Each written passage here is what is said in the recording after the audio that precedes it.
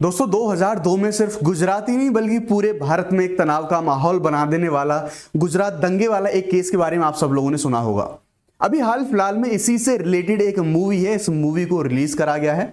Movie का आप जो बैकग्राउंड है, पोस्टर आप लोग दे सकते हैं, मूवी ऑलरेडी रिलीज हो चुकी है, लेकिन हम इसके बारे में बात क्यों कर रहे हैं?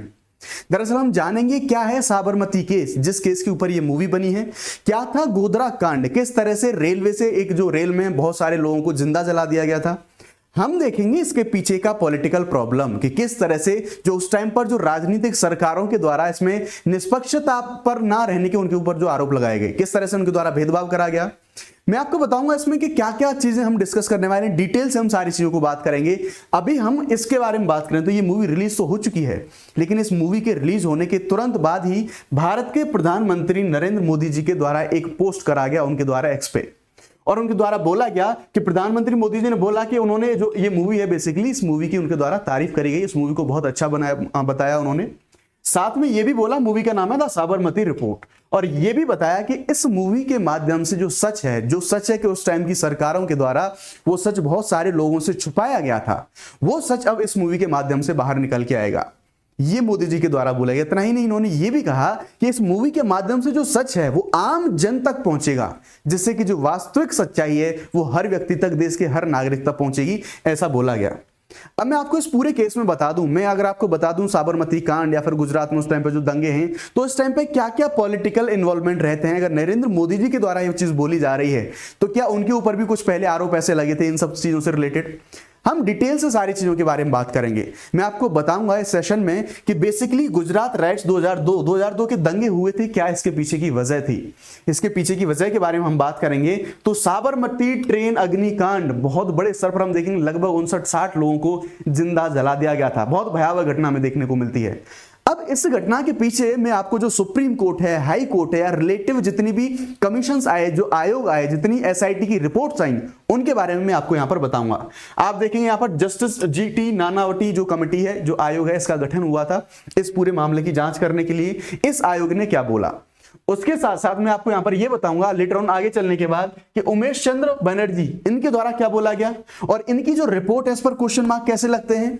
गुजरात हाईकोर्ट के द्वारा क्यों इनकी जो रिपोर्ट है इस पर नहीं माना गया, उसको असंवैधानिक घोषित कर दिया गया। उसके साथ साथ इन पूरे मामलों से जब ये पूरी आग लगती है, इस कोच में आग लगती है, तो उसके बाद मैं आपको बताऊंगा कि बेसिकली गुजरात की जो फॉरेंसिक साइंस लेबोरेटरी है, इसने अपनी जांच में क्या पाया। मैं जितने भी तथ्य आपको बताऊंगा बेसिकली इसमें मेरी तरफ से कोई भी अपना ओपिनियन नहीं होगा। मैं जितने भी फैक्ट, जितनी भी घटनाएं आपको बताऊंगा वो सारी इन्हीं के आधार पर होंगी। यानी कि ये जो आयोग थे, ये जो कमीशन थे, या फिर जो सुप्रीम कोर्ट के द्वारा, जो हाई कोर्ट के द्वारा, ये जो फॉरेंसिक साइंस लेबोरेटरी, इनके द्वारा जो फैक्ट दिए गए हैं वो मैं आपके सामने सिर्फ प्रस्तुत करूंगा। आगे बढ़ने से पहले जस्ट एक छोटी सी इंफॉर्मेशन है, अनअकैडमी के द्वारा जो यूपीएससी सीएससी के सब्सक्रिप्शंस हैं उन पर जो अभी ऑफर है वो एक्सटेंड कर दिए गए हैं। आप यूपीएससी के प्लस कोर्सेज को अवेल कर सकते हैं जस्ट इन 24,999 में, और ध्यान रखेंगे आप इसे सिर्फ तभी अवेल कर पाएंगे जब आप मेरा कोड यूज करेंगे, एंड द कोड इज शुभ50। ये अप्लाई करने के बाद आप जो मैक्सिमम अमाउंट का जो डिस्काउंट है उसे आप अवेल कर पाएंगे। जीएस सीसेट टेस्ट सीरीज आपको सारी चीजें एक ही जगह मिल जाती हैं। आप इंटरेस्टेड हो तो दिया गया ये जो नंबर है इस पर कॉल करके सारी जानकारी हासिल कर सकते हैं। उसी तरह इंग्लिश और हिंदी तीनों जगह के लिए हमारे पास जो फाउंडेशन बैचेज हैं ये अवेलेबल हैं। 2026, 27, 25 में अगर आप एग्जामिनेशन दे रहे हैं तो उनके लिए आप कॉल करके डिटेल में सारी जानकारी वो हासिल कर लेते हैं। शुरुआत करते हैं पूरे मामले की। दोस्तों मैं इंश्योर करूंगा कि ये जो पूरा मामला है, इस पूरे मामले को मैं शुरुआत से और क्रोनोलॉजी के इमेजेस के माध्यम से मैं आपको दिखाऊंगा कि किस जगह पर क्या होता है, क्यों ये भयावह घटना है। 20-22 सालों के बाद भी आज भी ये घटना जो है सुप्रीम कोर्ट के अंदर पड़ी हुई है, लंबित पड़ा हुआ है पूरा मामला। इस पूरे मामले पर हम अंत में देखेंगे कि किस तरह से जनवरी 2025 में इस पूरे मामले पर जो सुनवाई है सुप्रीम कोर्ट की वो होने वाली है। ये देखेंगे कि क्या क्या वहां तक पहुंचने की जो यात्रा रही है वो यात्रा क्या रही है। पहले हम मामले को समझते हैं कि हुआ क्या था गोधरा अग्निकांड, क्या था साबरमती एक्सप्रेस जो ट्रेन आ रही थी उसमें जो आग लगाई थी। बेसिकली हम सब ये जानते हैं कि गुजरात राइट्स 2002 ये गुजरात में दंगे होते हैं बहुत बड़े स्तर पर। अब मैं आपको बता दूं कि उस टाइम का जो स्थानीय मीडिया था उसने गुजरात दंगों को तो अच्छे तरीके से कवर किया, लेकिन उस टाइम पर मीडिया के ऊपर यह आरोप लगाया जाता है कि इस मीडिया ने जो साबरमती एक्सप्रेस कांड हुआ था, जो गोधरा कांड हुआ था, उसको कवर इतनी नहीं दी थी। उसके पीछे के अलग पॉलिटिकल रीजंस हो सकते हैं, उन सारी चीजों में नहीं जाएंगे। तो बेसिकली जो गुजरात दंगे होते हैं उनके पीछे का जो पृष्ठभूमि थी, उनके पीछे का जो बैकग्राउंड हमें देखने को मिलता है वो है साबरमती एक्सप्रेस कांड, यानी कि जो साबरमती एक्सप्रेस में जो आग लगाई थी वो कांड इसके बैकग्राउंड में हमें देखने को मिलता है। और इसी के ऊपर ये जो सच्चाई छुपाई गई थी उस टाइम पे, इसी के ऊपर ये जो मूवी है वो हमें अभी देखने को मिल रही है। तो हमारे लिए जरूरी हो जाता है ये गोधरा कांड के बारे में बातचीत करना। हम इसकी पृष्ठभूमि में जाते हैं, बैकग्राउंड की शुरुआत होती कहां से, तो चलिए शुरू से शुरू करते हैं। हम देखेंगे यहां पर 6 दिसंबर 1992 ये टाइम पीरियड होता है। हम जानेंगे बाबरी मस्जिद और राम जन्मभूमि का जो विवाद चल रहा था, तो इस डेट को 6 दिसंबर 1992 को जो ये विवादित ढांचा था, इस विवादित ढांचे को समाप्त कर दिया गया, नष्ट कर दिया गया था। अब जैसे ये पूरा मामला नष्ट हो जाता है तो बहुत ज्यादा तनाव अपने आप में बढ़ जाता है, सारी चीजें हमें बहुत ज्यादा तनावपूर्ण देखने को मिलती हैं। इसी प्रक्रिया में जब हम आगे बढ़ते हैं तो हम देखेंगे कि 22 फरवरी 2002 को जो विश्व हिंदू परिषद है, इस परिषद के द्वारा उस वो जो भूमि थी, वो पूरा एरिया था, जो जन्मभूमि है आज के तौर पर श्री राम जन्मभूमि के रूप में मानी जाती है, वो शिला पूजन कार्यक्रम ये इनके द्वारा यहाँ पर स्थापित कराया गया था। यानी कि ये जो तिथि है एक तिथि घोषित करी गई थी और इस शिला पूजन कार्यक्रम के लिए पूरे भारत देश से जो हिंदू लोग थे उनको आमंत्रित करा गया था। इसी कड़ी में लगभग हम बात करेंगे अहमदाबाद से लगभग 2000 लोग जाने वाले थे अयोध्या में, अपना जो भगवान राम की जो जन्मभूमि का जो शिलान्यास होने वाला था वहां समर्थन करने के लिए और अपना जो आस्था है उसको दिखाने के लिए 2000 लोग लगभग जाने वाले थे। ये लोग अयोध्या जाते हैं और वहां से अपना कार्यक्रम में हिस्सा लेके वापस आ रहे होते हैं। जब ये वापस आ रहे होते हैं तो ये ट्रेन में जा रहे होते हैं ये लोग, और लगभग अगर ट्रेन की कैपेसिटी के बारे में आपको बताऊं क्योंकि ये चीज जरूरी हो जाती है आपके लिए जानना, तो ट्रेन की कैपेसिटी लगभग 1300 लोगों के लिए थी, लेकिन ऑलरेडी उसमें जितने लोग भरे हुए थे केवल 2000 लोग तो इस कार्यक्रम में हिस्सा लेने के लिए आए हुए थे। इसका मतलब यह है कि सीट्स के अलावा जो बीच का गलियारा होता है, साथ में वॉशरूम वाली जो जगह होती हैं, वो सारी जगह भी खचाखच ट्रेन से भरी होती हैं। इसलिए भी ये एक भयावह घटना हो जाती है, क्योंकि इन चीजों से समझने में आपको मदद मिलेगी आगे जब हम बढ़ रहे होंगे। तो हम देख रहे हैं कि जब ये ट्रेन वापस अयोध्या से जा रही होती है अहमदाबाद की ओर, तो बेसिकली ये गोधरा के पास में गोधरा पहुंचने वाली होती है। लगभग 7:30 पौने 8 बजे के समथिंग ये ट्रेन पहुंचने वाली होती है। लेकिन उससे थोड़ा सा एक स्टेशन पहले ही हम वहां पर देखेंगे कि ये ट्रेन रुकी हुई थी।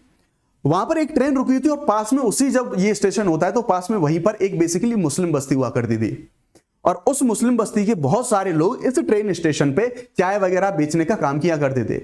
तो कुछ घटनाएं ऐसी निकल के आती हैं, कुछ कॉन्स्पिरेसीज हम देखेंगे कि ये वाकई में ये वास्तविक घटनाएं हैं या फिर इनके पीछे कुछ साजिश थी, ये सारी चीज हम देखेंगे।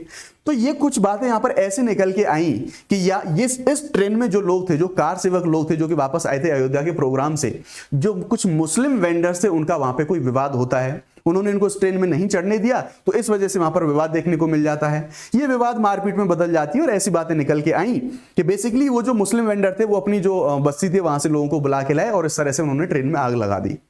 ये बेसिकली जो दुर्घटना दिखाई जाने की कोशिश करी गई इस पूरे मामले को, इनके द्वारा ये तर्क दिया गया कि जब ये विवाद बढ़ा तो वो मुस्लिम बस्ती के लोग आते हैं और उन्होंने बाहर से जो पेट्रोल वगैरह फेंके इस ट्रेन में आग लगाई। लेकिन दोस्तों जब हम देखेंगे, जब एसआईटी की रिपोर्ट आती है, जब नानावटी कमीशन की रिपोर्ट आती है, तो उसमें मामला कुछ अलग ही हमें देखने को मिलता है। अब यहां पर हम देख रहे हैं कि ये बेसिकली जो स्टेशन पे ट्रेन थी वो थोड़ी सी आगे बढ़ती है। जैसे ही उस स्टेशन पे विवाद हुआ था, ट्रेन थोड़ी सी आगे बढ़ने लगती है और आप में से बहुत सारे लोगों ने देखा होगा कि जैसे ट्रेन से स्टेशन थोड़ा सा आगे बढ़ेंगे तो ऐसे बहुत सारे केबिन्स आपको देखने को मिलते हैं। बेसिकली ये ट्रेन की मूवमेंट को जांचने परखने के लिए सारे ऐसे जो केबिन्स हैं वहां पर देखने को मिलते हैं। ट्रेन लगभग 60 से 70 मीटर की दूरी पर आगे बढ़ती है, तभी ट्रेन की चेन पुलिंग कर दी जाती है। यहीं से इस चीज का जन्म होता है कि क्या ये सिर्फ एक दुर्घटना थी या पूरी एक सोची समझी साजिश हमें देखने को मिलती है। दरअसल जब गोधरा स्टेशन पर ट्रेन थी तो जैसे ही थोड़ा सा ट्रेन आगे चलती है, 70 लगभग मीटर आगे जाती है, चेन पुलिंग कर दी जाती है, तो बहुत सारे लोगों के द्वारा, जो मुस्लिम लोगों के साथ जो विवाद हुआ था, उनके द्वारा इन ट्रेन के ऊपर बड़ी संख्या में पत्थर फेंके जाते हैं।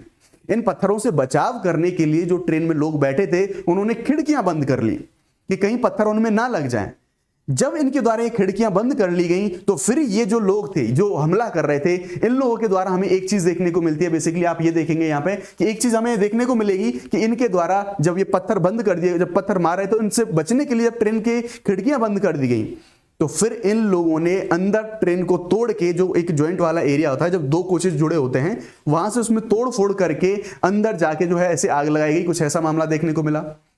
अंदर जाके जब एसआईटी की रिपोर्ट आई, जब फॉरेंसिक लेबोरेटरी रिपोर्ट आती है, जब फॉरेंसिक लैब ने जांच की, तो उसमें पाया गया कि ये एक पूरी सोची समझी साजिश थी।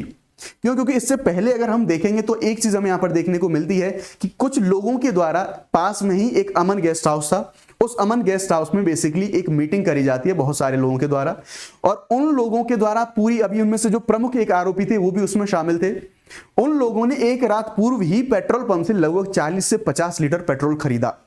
और जैसे ये लोगों ने ट्रेन में एंट्री करी पत्थर फेंकने के बाद, तो अंदर बीच में पूरे रास्ते में इसमें फॉरेंसिक साइंस लेबोरेटरी थी, उसने अपनी प्रॉपर रिपोर्ट में ये चीज पाई है कि अंदर जो कोच था, उस कोच में इनके द्वारा पेट्रोल को फेंक दिया गया, पूरे पेट्रोल को फैला दिया गया और उसमें आग लगा दी।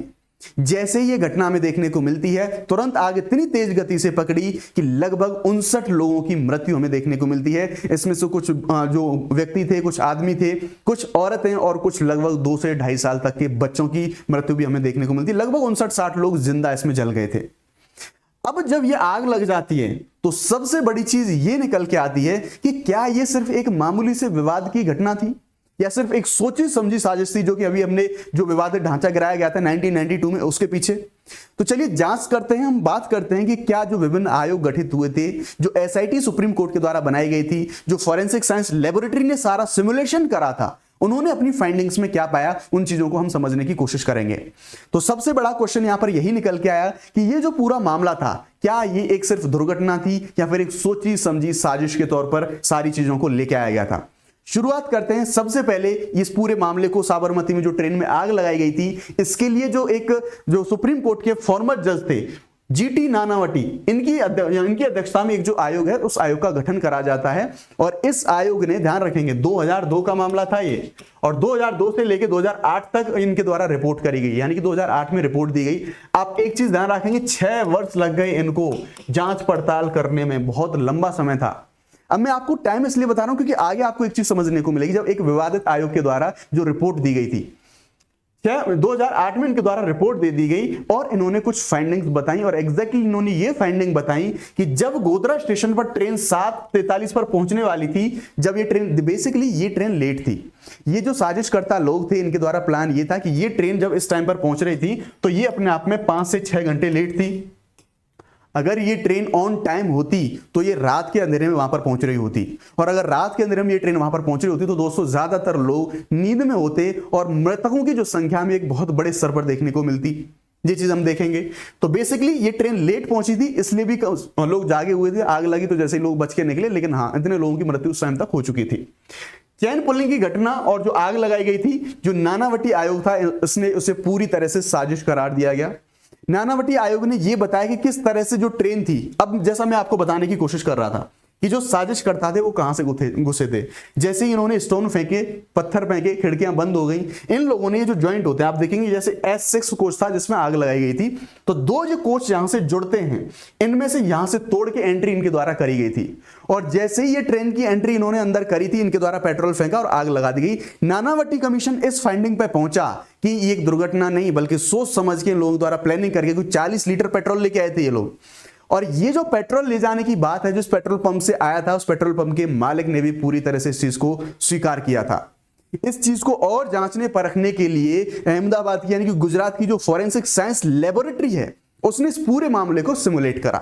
यानी कि जैसी घटना हुई होगी वैसे ही उसी समान आधार पर चीजों को बनाने की, रिपीट करने की, सिमुलेट करने की कोशिश करी। और इन्होंने कुछ अपनी फाइंडिंग्स पाई, क्योंकि कुछ लोगों के द्वारा आरोप ये लगाए जा रहे थे कि ये तो सिर्फ दुर्घटना है, लोगों ने बाहर से पेट्रोल फेंका था, अंदर कोई पेट्रोल नहीं डाला था। ये चीज देखने को मिलेंगी हमें। तो लेकिन जब इनके द्वारा सिमुलेशन करा गया तो इनके द्वारा ये तर्क दिए गए कि अगर बाहर से पेट्रोल फेंका जाता, सिमुलेशन में ये चीज निकल के आई, बाहर से पेट्रोल फेंका जाता तो ये सिर्फ बाहर के कुछ हिस्से को जला पाता। ऊपर से सीट नंबर 72 बहुत ज्यादा चर्चा में रही थी, क्योंकि वहीं से पेट्रोल ज्यादा फैलाया गया था, क्योंकि एफएसएल की रिपोर्ट में यह आया था कि उस जगह का तापमान बहुत ज्यादा था, वहीं से पेट्रोल को फैलाया गया था, पेट्रोल अंदर ले जाया गया था, अंदर जाके पूरी साजिश के तहत जो आग है वो आग को लगाई गई थी, और किसी प्रकार का कोई शॉर्ट सर्किट नहीं हुआ था अंदर जिसकी वजह से कोई आग लगेगी। ये जो अहमदाबाद की फॉरेंसिक साइंस लेबोरेटरी है, जो गुजरात की लेबोरेटरी है, उसके द्वारा अपनी फाइंडिंग में सारी चीजें बताई गई थी। ये सारी चीजें हमें देखने को मिलती है कि किस तरह से सारी जो एफएसएल यानी कि जो फॉरेंसिक साइंस लेबोरेटरी और जो नानावटी कमीशन है, इन्होंने अपनी फाइंडिंग में इसे एक साजिश के रूप में करार दिया। लेकिन ध्यान रखेंगे, जब हम आगे बढ़ते हैं इसमें जब ये पूरा मामला हुआ था, अभी इसका मैं आपको पॉलिटिकल एस्पेक्ट भी बताऊंगा, लेकिन देखेंगे तो उस टाइम पर इस पूरी साजिश के जो आरोपी थे उनमें कुछ आरोपी थे, उनमें मुख्य आरोपी थी मौलाना उमर। मौलाना उमर इसका पूरा मास्टरमाइंड था। लेटर ऑन देखेंगे इसको रिलीज कर दिया गया। मौलाना उमर को हम देखेंगे इसी ने पूरी प्लानिंग करी थी। इसमें अन्य लोग थे हाजी बिलाल, रफीक हुसैन और नानू मियां। इनमें से कुछ लोगों ने अंदर जो पेट्रोल है वो भी फेंका था और कुछ लोग मास्टरमाइंड के तौर पर पूरी प्लानिंग करने के तौर पर हमें देखने को मिलते हैं। अब जब ये पूरा मामला हो जाता है तो इन लोगों के एक सच की जांच करने के लिए जब इन्वेस्टिगेशन होती है तो लाई डिटेक्टर का भी यूज करा जाता है और ट्रुथ सीरम टेस्ट है, इस ट्रुथ सीरम टेस्ट का भी यूज करा गया था इनका स्टेटमेंट लेने के लिए। साथ ही हम ये भी देखेंगे कि जो आरोपी थे इनका मजिस्ट्रेट के सामने 164 के तहत खुला बयान है ये दर्ज कराया गया था। कहीं पुलिस के ऊपर यह आरोप ना लग जाए कि इन आरोपियों के ऊपर दबाव डाल के स्टेटमेंट लेने की कोशिश करी गई, यानी कि पारदर्शिता यहां पर मेंटेन करने की कोशिश करी गई थी। अब हम 2004 में देखेंगे तो यूपीए की गवर्नमेंट आती है, कांग्रेस की गवर्नमेंट उस टाइम पे आती है। उस गवर्नमेंट के द्वारा यहां पर उसके ऊपर कुछ आरोप लगते हैं। इस गवर्नमेंट के ऊपर आरोप लगेंगे तो इस गवर्नमेंट ने उमेश चंद्र बनर्जी, ये बेसिकली इनकी अध्यक्षता में एक जो कमेटी है इसका गठन करा। उमेश चंद्र ये जो कमेटी आई थी, ध्यान रखेंगे केवल 4 माह के अंदर इनके द्वारा रिपोर्ट है वो बना दी गई। जब मैं आपको नानावटी कमीशन के बारे में बता रहा था उनको 6 साल लग गए थे रिपोर्ट बनाने में, लेकिन इन्हें इतनी जल्दी इन्होंने रिपोर्ट दे दी कि 4 महीने में अपनी पूरी रिपोर्ट बना के सबमिट कर दी। इस रिपोर्ट को चैलेंज करा गया। इस रिपोर्ट में इन्होंने क्या किया था, तो इन्होंने बताया था कि गोधरा कांड कोई साजिश नहीं था, वो एक एक्सीडेंट हुआ था बस। लेकिन जब ये मामला, ये पूरी रिपोर्ट को चैलेंज किया जाता है गुजरात हाईकोर्ट में, तो इसको पूरी तरह से असंवैधानिक करार दे दिया जाता है। इसको असंवैधानिक करार दे दिया जाता है और उनकी रिपोर्ट को बिल्कुल झूठा साबित कर दिया जाता है। जो नानावटी कमीशन और एफएसएल यानी कि फॉरेंसिक साइंस लेबोरेटरी ने जो अपना ऑर्डर दिया था, जो अपनी पूरी जांच पड़ताल बताई थी, उसको सच माना जाता है। आगे अगर हम यहां पर देखें तो बेसिकली जब साबरमती जांच जो पूरा हुआ था, जो पूरा अग्निकांड हुआ था, इस टाइम पर इसकी जो जांच हुई थी तो लगभग 94 जो लोग थे इनको इसमें आरोपी बनाया गया था। और 94 लोग इस टाइम पे आप देखेंगे कि इनमें इस टाइम पर 94 में से 63 लोगों को बाइज्जत बरी करवा लिया गया था। उसके साथ साथ में जो 31 लोग थे, केवल 31 लोगों को इसमें सजा देखने को मिलती है। और उनमें से भी जो 31 में से जो 11 थे इनको फांसी की सजा सुनाई गई थी और जो 20 थे उनको उम्र कैद दी गई थी। लेकिन जो 11 फांसी की सजा दी गई थी, लेटर ऑन 2017 में जो हाईकोर्ट था, गुजरात हाईकोर्ट ने इस फांसी की सजा को भी जो उम्र कैद में परिवर्तित कर दिया। ये चेंजेस हमें देखने को मिलते हैं कि इनकी सजा में किस तरह से चेंजेस देखने को मिलते हैं। बड़ी बात यह है कि 1992 से सीजन शुरुआत होती है, 2002 में ये मामला होता है और आज हम 2024 के एंड में खड़े हुए हैं। लेकिन आप देखेंगे आज भी ये पूरा मामला सुप्रीम कोर्ट के अंदर लंबित हमें देखने को मिलता है। सुप्रीम कोर्ट में मामला अभी लंबित है और जनवरी 2025 में सुप्रीम कोर्ट के द्वारा इस पूरे मामले की सुनवाई होने वाली है जो दोषी हैं उनके ऊपर। और देखेंगे हम कि क्या चेंजेस आएंगे सुप्रीम कोर्ट के द्वारा, क्या बदलाव आएंगे, सुप्रीम कोर्ट क्या इसके ऊपर डिसीजन देगा। जो भी सारी चीजें आएंगी आपके सामने जरूर अपडेटेड होंगी। आई होप जो सारी घटना मैंने आपको बताई है, सारी जानकारी आपको अच्छी लगी होगी। वीडियो अगर आपको अच्छा लगा है तो वीडियो को जरूर लाइक करें, चैनल को सब्सक्राइब करें। अपना आप कमेंट में जो अपना ओपिनियन है वो आप दे सकते हैं कि किस तरह से गवर्नमेंट के द्वारा चीजों को मैनिपुलेट करने की कोशिश करी गई। साथ ही हम ये देखेंगे कि अब ये इतनी घटना, एफएसएल की रिपोर्ट और नानावटी आयोग की अगर रिपोर्ट आ चुकी है तो अब इस पर सुप्रीम कोर्ट का क्या मत हो सकता है। आप अपना ओपिनियन कमेंट में ड्रॉप कर सकते हैं। Thank you very much. जय Hind, bye bye, let's crack it.